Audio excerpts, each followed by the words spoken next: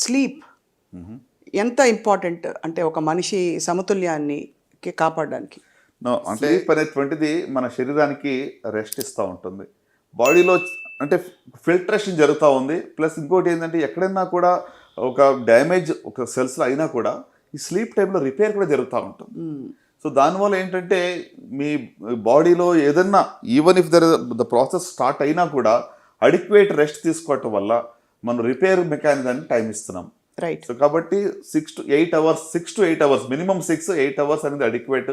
So మంచి quality of sleep also. ఈ మధ్యన ఏమవుతుంది, ఒబేసిటీ ఎక్కువ ఉండటం వల్ల చాలా మందిలో స్లీప్ యాప్నియాస్, చాలా మందిలో అంటే స్లీప్ డిస్టర్బెన్స్ అనేది ఎక్కువ కనబడతా ఉంటుంది. అందుకే ఏమవుతుంది, నైట్ వాళ్ళు సరైన క్వాలిటీ స్లీప్ లేకపోవటం వల్ల డే అంతా కూడా రెస్ట్లెస్గా ఉంటారు.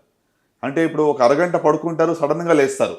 So because of the obesity, the what we call a sleep apnea అంటాం అనమాట. అంటే ఎంతో మందికి మీరు ఈ మధ్యలో చూస్తుంటే దానికి అబ్స్ట్రక్టివ్ స్లీప్ యాప్నియా అంటారు, రైట్. సో దీనివల్ల క్వాలిటీ ఆఫ్ స్లీప్ డిస్టర్బ్ అవడం వల్ల డెఫినెట్గా నెక్స్ట్ డే కూడా వాళ్ళకి ప్రొడక్టివిటీ కూడా బాగుండదు.